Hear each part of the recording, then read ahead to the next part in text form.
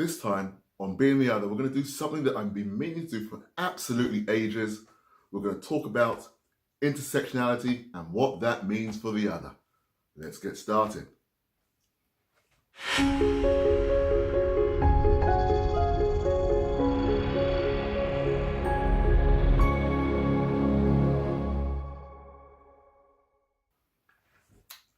Welcome back. I'm Dr. Dwight Turner. This is Being the Other, and as always, it's a pleasure to be talking to yourselves about aspects of difference and otherness. There are loads of podcasts on this channel. They're all down below. Please subscribe.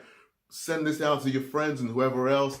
Keep this movement going. I love the fact that there's many of you who look at these podcasts and enjoy them. It's always a pleasure. Today we're going to talk about something which has actually formed the bedrock for much of the studies that I've done into otherness. I should have actually made this video ages ago, just never really got around to it.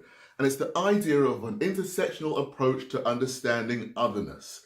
Now, I'm going to give a great big piece of kudos to its inventor or its creator, or the person who's made it the most popular part of my research, Professor Kimberly Crenshaw. Hello, if you get to see this. Hi, I'm a fan.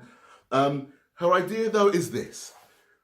As the other, we often hold different parts of identity which are actually oppressed in some way. For example, I'm a black man, for example, okay? That's just one way in which I might experience oppression. I'm also raised from immigrant parents. That's another form of another way I might experience a sense of otherness. These become multi-layered and they form layer upon layer depending on different aspects of our own identity, because identity is not a single fixed point. It's very easy in this, especially in this sort of Western culture, to say you are just this. But actually, if identity is multifaceted, then some of those facets are going to lead to elements of oppression. That makes sense so far. Let me give you some other examples. For example, I'm old. I'm 50 years of age by the time that you get to see this video. In our culture, where we value youth and so on, what that actually means is I am the other. I'm an outsider.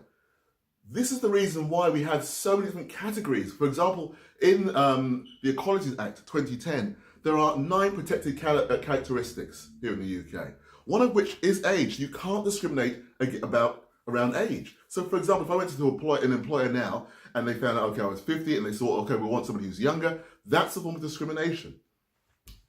We experience discrimination in intersecting ways all the time. These things can happen on a day-to-day, week-to-week, moment-to-moment basis. The fact that I'm an academic probably gives me a certain amount of privilege, for example. But if I walk into a room and I'm walking around a group of, say, builders, then I'm the outside. I might feel oppressed because I don't fit in that experience. Intersectional ways of understanding difference therefore make things a lot more complex when we talk about difference and diversity. The thing about that's most important is it was always difficult. It was always complex. And what we as a culture tend to try and do is narrow things down to nice, manageable boxes, as opposed to stay with and be with the complicated nature of difference. This is why I love intersectionality, because it actually becomes more inclusive. For example, I was talking to a friend the other day who's from the LGBT community, and we were talking about how between the pair of us, in some ways, maybe I'll feel oppressed because he's white and I'm black. And in some ways, because I'm heterosexual and he's not, he may feel oppressed by myself. We're having to negotiate that tension between us all the time.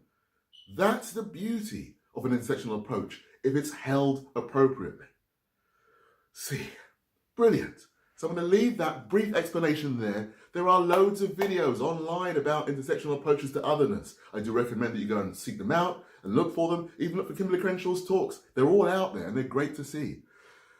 As always, it's a pleasure to produce these videos for yourselves. I'm Dr. Dwight Turner. This is Being the Other. I look forward to seeing you again soon. Take good care. Bye-bye.